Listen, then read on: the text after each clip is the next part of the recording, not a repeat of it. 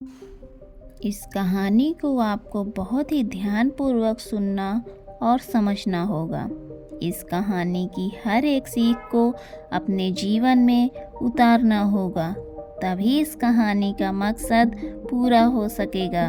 क्योंकि इस कहानी में कुछ ऐसे रहस्य हैं, कुछ ऐसी बातें हैं जिसे जानने के बाद आपको यह एहसास होगा कि आपका सबसे बड़ा धन क्या है, आपका सबसे बड़ा ऐश्वर्य क्या है। तो चलिए कहानी को शुरू करते हैं। दोस्तों, इस दुनिया में ताकतवर को ही नियति की जगह मिलती है, कमजोरों की यहाँ कोई जगह नहीं है। ये बात आपने सुनी ही होगी और इस बात से आप भली भांति परिचित नहीं होंगे। इस बात में कोई शक नहीं कि पुराने ज़माने में जो लोग हुआ करते थे वो आज के ज़माने के इंसानों से कहीं ज़्यादा ताकतवर थे। और ऐसा इसलिए क्योंकि वो लोग जिंदा रहने के लिए खाना खाते थे और आजकल के लोग सिर्फ जीभ के स्वाद के लिए खाना खाते हैं। आप एक और तथ्य से वाकिफ होंगे कि एक रोटी से 10 गुना ज़्यादा ताकत आटे में होती है। आटे से 10 गुना अधिक ताकत दूध में होती है और दूध से 8 गुना अधिक ताकतवर मांसाहार होता है और मांसाहार से 10 गुना ज़्यादा ताकतवर घी होता है। लेकिन यदि आप आज के समय पर देखेंगे, यदि किसी व्यक्ति को घी खाने के लिए दिया जाए तो वो ज़्यादा से ज़्यादा 1 ही चम्मच का सेवन कर सकता है, उसके ऊपर वो नहीं खा पाएगा। लेकिन यदि हम पुराने ज़माने के इंसानों की बात करें तो उस समय पर घी उनका सर्वश्रेष्ठ भोजन होता था। आपने महाराणा प्रताप के बारे में तो सुना ही होगा। वो जितना वजन लेकर युद्ध भूमि पर लड़ते थे उतना वजन तो आज के 4 आदमी भी उठा नहीं पाएंगे। इसलिए कहा जाता है कि तब के ज़माने के लोग सचमुच जीवन जीते थे और आज के लोग तो केवल जबरदस्ती इस जीवन को जी रहे हैं। बहुत समय पहले की बात है, एक छोटा सा राज्य था। उस राज्य का राजा बहुत दयालु था और वहाँ की सेना भी बहुत पराक्रमी थी। उस सेना में एक ऐसा व्यक्ति भी था जो अत्यधिक पराक्रम था और वो उस राज्य का सर्वश्रेष्ठ योद्धा था।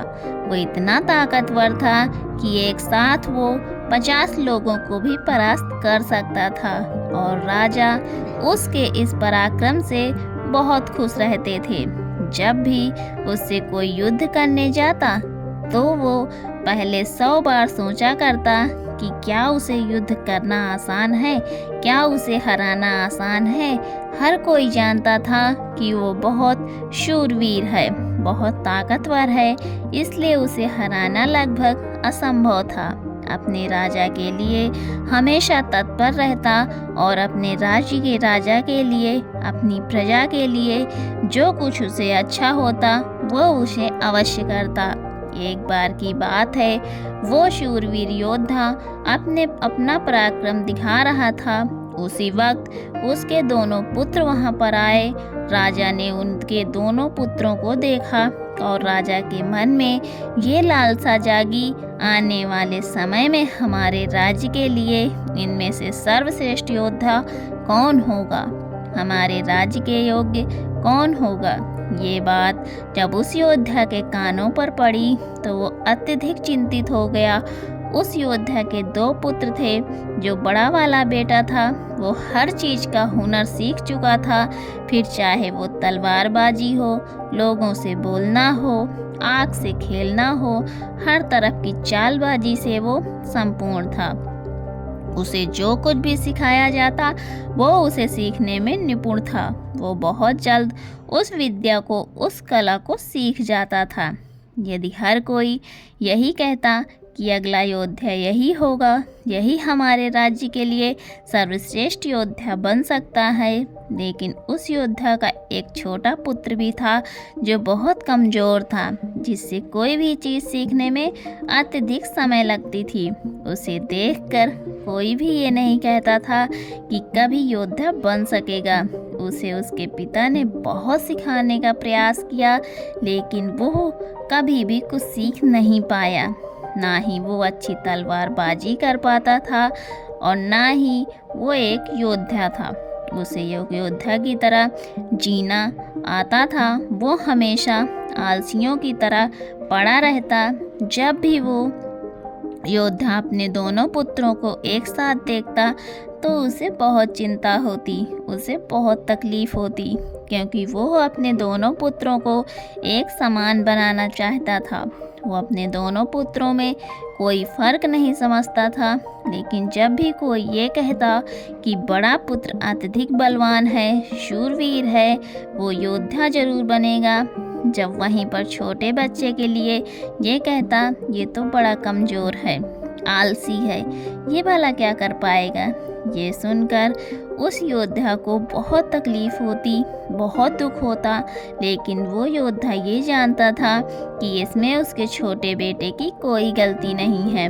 उसका व्यवहार दूसरों से अलग है और ये दूसरों से थोड़ा कमज़ोर है, लेकिन इससे कुछ बातों का ध्यान रखना होगा, तभी ये दूसरों के साथ पराक्रमी बन सकता है, दूसरों जैसा तलवारबाज बन सकता है, दूसरों जैसा सर्वश्रेष्ठ योद्धा भी बन सकता है।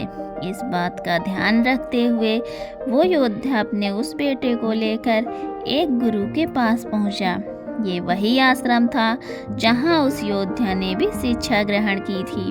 वो उस गुरु को भली भांति जानता था और ये भी जानता था कि वो गुरु उसके छोटे बेटे को शिक्षा अवश्य देंगे, जिससे वहाँ भी अन्य लोगों की तरह पराक्रमी और शूरवीर बन सकता है।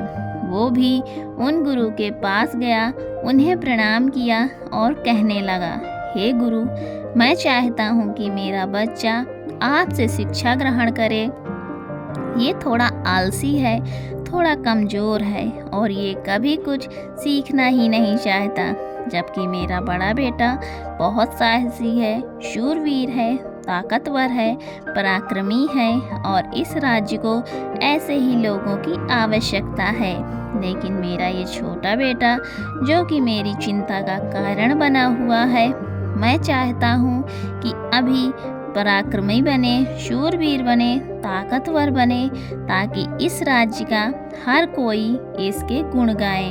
मैंने बहुत प्रयास किए, मैंने कई तरह के उपाय भी किए ताकि अपने जीवन में ये कुछ कर सके, कुछ सीख सके, लेकिन ये कभी कुछ सीखना ही नहीं चाहता।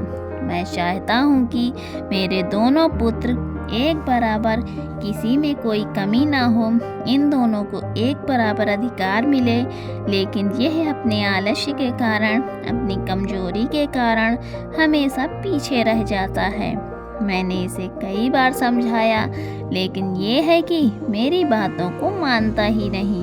मैं अपने दोनों बेटों में कोई भेदभाव नहीं रखना चाहता, मैं दोनों को एक बराबर बनाना चाहता हूँ। उस योद्धा की ये सारी बातें सुनकर वो गुरु उस योद्धा से कहते हैं, मैं जानता हूँ तुम्हारे पुत्र को क्या तकलीफ है, मैं इसे वैसा ही बना दूंगा जैसा तुम चाहते हो, लेकिन इसके लिए तुम्हें इसे कुछ दिन के लिए मेरे पास यहाँ आश्रम में छोड़ना होगा।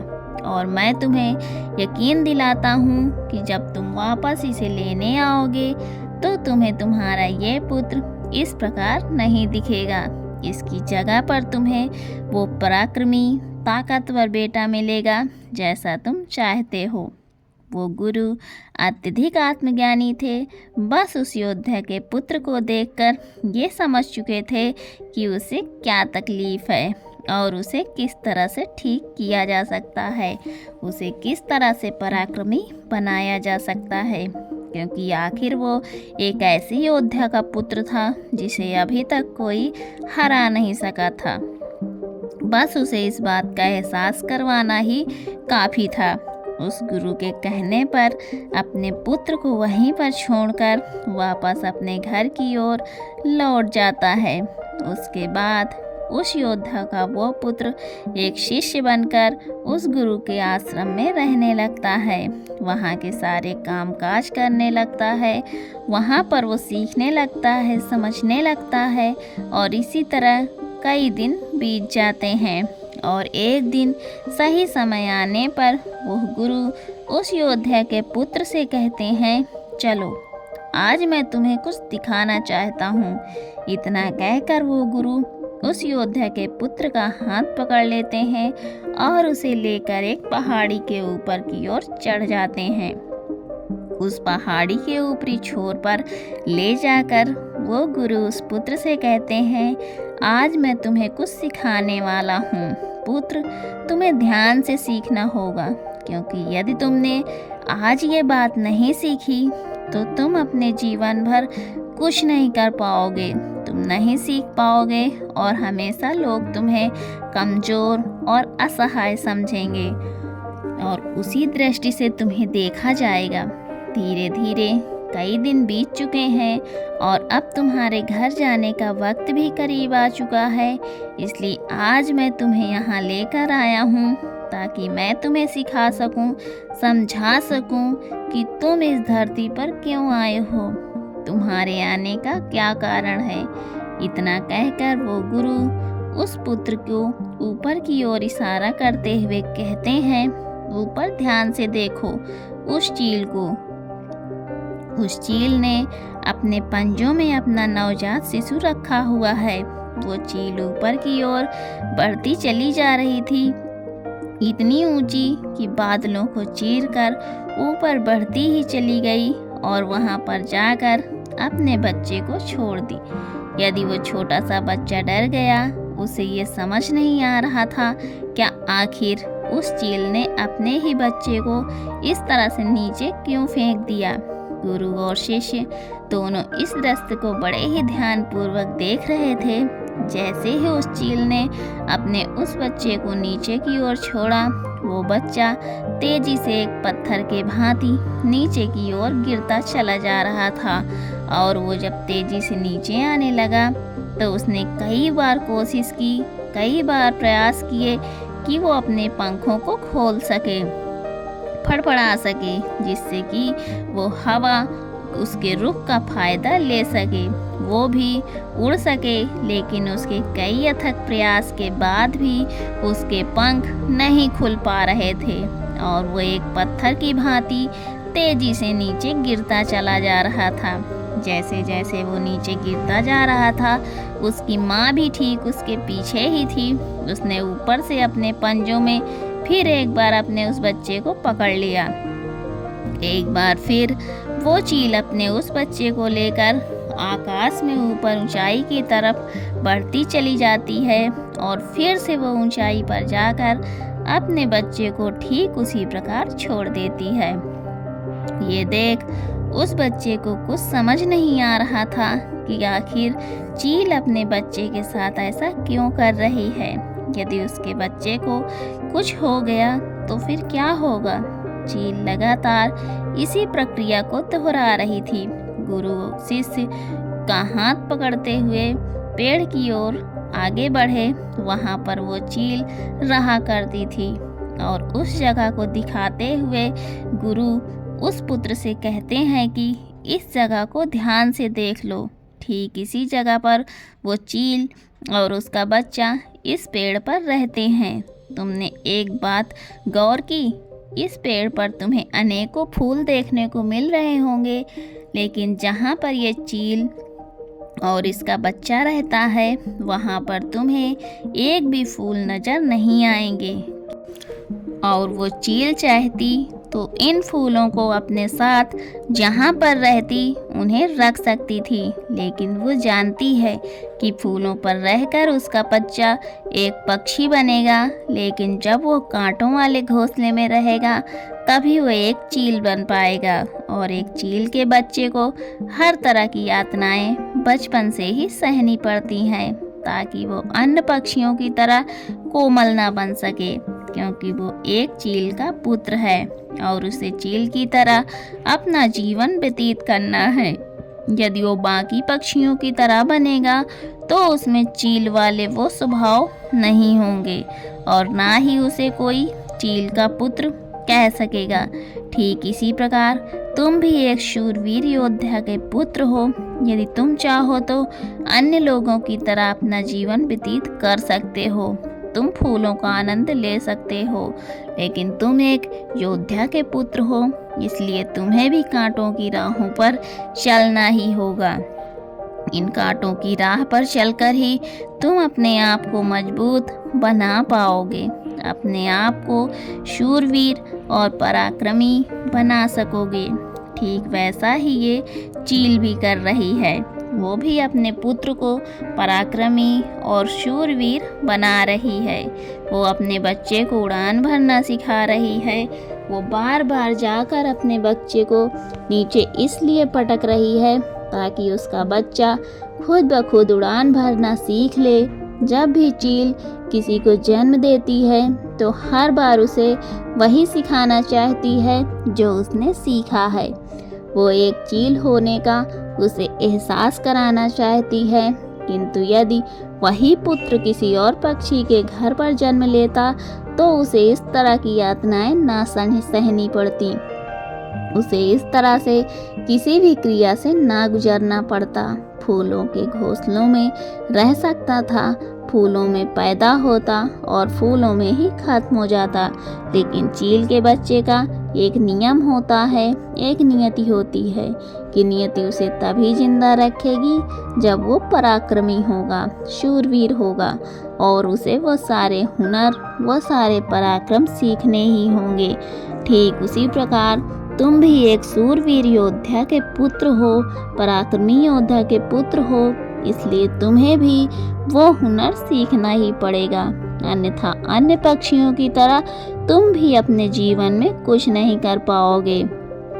तुम भी एक दिन फूलों में जीकर फूलों में ही मर जाओगे। ये सब देखकर वो पुत्र उन गुरु के चरणों में गिर पड़ा, उन्हें प्रणाम किया और कहने लगा, हे गुरुदेव, मुझे अपनी गलती का एहसास हो चुका है। मुझे ये पता चल चुका है कि मैं एक शूरवीर योद्धा का पुत्र हूँ। मुझे अपना जीवन इसी तरह से जीना है। मुझे इस हुनर को सीखना ही होगा। इतना कहकर वो गुरु और शिष्य वापस आश्रम की ओर लौट जाते हैं। वहाँ पहुँचने के बाद वो गुरु अपने उस शिष्य से कहते हैं, मैं तुम्हें कुछ ऐसी बातें बताने जा रहा हूँ जिससे तुम्हें अपने जीवन में उतारना होगा। यदि तुम इन बातों को अपने जीवन में उतार लोगे तो इसे तुम्हें जीवन भर याद रखना होगा। जो कुछ तुमने अभी उस चील से सीखा है वो तुम्हारे लिए एक ऐसी सीख है जिससे तुम्हें कभी नहीं भूलना चाहिए। लेकिन तुम एक चील नहीं हो और चील की बच्चों की तरह तुम इस ज्ञान को भी अर्जित नहीं कर सकते। आखिर तुम एक इंसान हो और तुम्हें इंसानों की तरह ही अपने शरीर को बनाना होगा। आज मैं तुम्हें कुछ बातें बताने जा रहा हूँ जो तुम्हें अपने घर जाकर करनी होंगी, जिससे तुम एक पराक्रमी योद्धा बन सकोगे और अपने शरीर को स्वस्थ रख पाओगे, क्योंकि एक शूरवीर हमेशा अपने शरीर का ध्यान रखता है। वो हमेशा अपने शरीर को चुस्तीला और फुर्तीला बनाए रखता है, जिसके कारण वो कभी बीमार नहीं पड़ता। तुम्हें भी इन बातों का ध्यान रखना होगा। तुम्हें सुबह जल्दी उठना होगा। 6 से 8 घंटे की नींद तुम्हारे लिए महत्वपूर्ण है, इससे ज़्यादा कभी मत सोना। सुबह जल्दी उठकर अपना जो हुनर है उसका अभ्यास करना। जिस प्रकार तुम्हारे पिता एक योद्धा हैं पर सुबह उठकर अपने सभी हुनरों का अभ्यास करते हैं, ठीक उसी प्रकार तुम्हें भी सुबह उठकर अपने सभी हुनर का अभ्यास करना होगा। योगा प्राणायाम करना होगा, जिससे तुम्हारा शरीर पूरी तरह से स्वस्थ होगा। और जितना तुम अपने शरीर को स्वस्थ रखोगे उससे भी ज़्यादा तुम अपने अंदर की शक्तियों को समर्थ बना पाओगे। और तुम्हें एक बात और याद रखनी होगी, जितना तुम्हें अपने ऊपरी शरीर का ध्यान रखना होगा, उतना ही तुम्हें अपने भीतर के शरीर का भी ध्यान रखना होगा। अर्थात अपनी मानसिक शक्ति का भी तुम्हें ध्यान रखना होगा, इसे भी बढ़ाना होगा। और ये मानसिक शक्ति तुम्हें ध्यान से मिलेगी। इसलिए हमेशा ध्यान करना, हमेशा सुबह उठकर प्राणायाम करना, सुबह उठकर योगा करना, ये तुम्हें मजबूती प्रदान करेंगे। और यदि इसके बाद भी तुम सुबह जल्दी नहीं उठ पाते, तुम इन आदत को नहीं अपना पाते, तो मेरा एक और सबक याद रखना।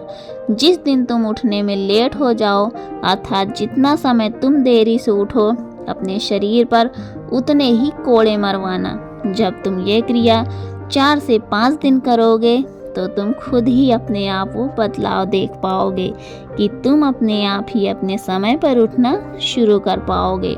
दूसरी बात जो तुम्हें हमेशा ध्यान रखनी है कि तुम्हें हमेशा स्वादिष्ट और स्वस्थ खाना ही खाना है।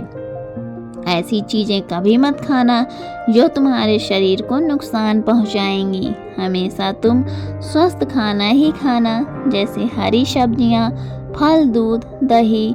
तुम भोजन अपने शरीर के लिए करना, ना कि अपनी जीभ के लिए, ना ही स्वाद के लिए। अगली बात जो गुरु ने शिष्य को कही कि जब तुम्हारे मन में कोई चिंता हो, कोई ऐसा विषय हो जिसे लेकर तुम बहुत चिंतित हो, तो ऐसी बात अपने घर परिवार में अवश्य बताना। यदि तुम इन बातों को अपने मन में रखते हो, तो ये बातें तुम्हें मन ही मन कमज़ोर बनाती चली जाएंगी। ये चिंता तुम्हें अंदर ही अंदर खाती चली जाएगी। तुम खोखले होते चले जाओगे। और याद रखना, जब हमारा मन बीमार पड़ता है, तो वो हमारे शरीर को भी बीमार कर देता है। इसलिए कोई भी बात कभी छिपा कर मत रखना। हर बात अपने घर वालों और अपने परिवार को अवश्य बताना। आगे वो गुरु अपने उस शिष्य से कहते हैं, हमेशा सकारात्मक सोच रखना। कभी भी नकारात्मक विचार अपने दिमाग में आने मत देना। सबके जीवन में उतार और चढ़ाव तो आते ही रहते हैं। सभी के जीवन में सुख और दुख लगा ही रहता है।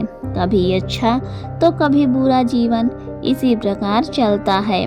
तुम्हारे जीवन में समय चाहे कैसा भी हो, क्यों ना आए, कैसा भी आए, लेकिन तुम्हें हमेशा एक सकारात्मक सोच ही अपनानी है, जिससे तुम अपने जीवन में आने वाली कठिन से कठिन परिस्थितियों का सामना हंसते हुए और बड़ी ही सरलता से उसका सामना कर सको। जीवन में आगे बढ़ पाओगे। अगली बात जो तुम्हें याद रखनी चाहिए, तुम्हें हमेशा मुस्कुराते रहना है, क्योंकि एक योद्धा यदि चिंतित हो तो उसका राज्य भी चिंतित हो सकता है। और तुम्हारी मुस्कुराहट से ही सबको ताकत मिलती है। तुम एक शूरवीर योद्धा के पुत्र हो। तुम्हारी हंसी तुम्हारे चेहरे से अलग नहीं होनी चाहिए। तुम्हारा मुस्कुराते रहना ही तुम्हारे और तुम्हारे राज्य के लिए उचित है, और ये तुम्हारे राज्य को एक सकारात्मक ऊर्जा प्रदान करता है। और तुम्हारा मुस्कुराते रहना तुम्हारे लिए भी अच्छा है। ये तुम्हारे भीतर सकारात्मक ऊर्जा का प्रवाह करता है। गुरु अपने उस शिष्य को आखिरी सीख देते हुए कहते हैं, हमेशा अपने जीवन में दान पुण्य करते रहना, तो इससे कभी पीछे मत हटना। तुमने देखा होगा कि राजा महाराजा ऐसे होते हैं कि दान के समय पर उनसे जो मांगा जाए वो सब देने के लिए तैयार हो जाते हैं, फिर चाहे आप उनका राजपाट ही क्यों ना मांग लें। दान पुण्य करना अत्यधिक जरूरी है। और ऐसा नहीं कि दान में तुम केवल धन ही दो, तुम किसी की मदद भी कर सकते हो। इसलिए दान पुण्य के समय पर तुम्हें कभी पीछे नहीं हटना चाहिए। जब हम दान करते हैं तो हमारे मन में एक अजीब सी खुशी महसूस होती है। हमारा मन बहुत खुश होता है। हम बहुत अच्छा महसूस करते हैं और ये खुशी हमारे शरीर को और भी ज़्यादा मजबूत बनाती है। लोगों में ये गलत धारणा है कि जब हम दान करते हैं तो हमारी संपत्ति घटती है, लेकिन ऐसा नहीं है। जब हम दान करते हैं तो इससे हमारी संपत्ति घटती नहीं बल्कि बढ़ती चली जाती है।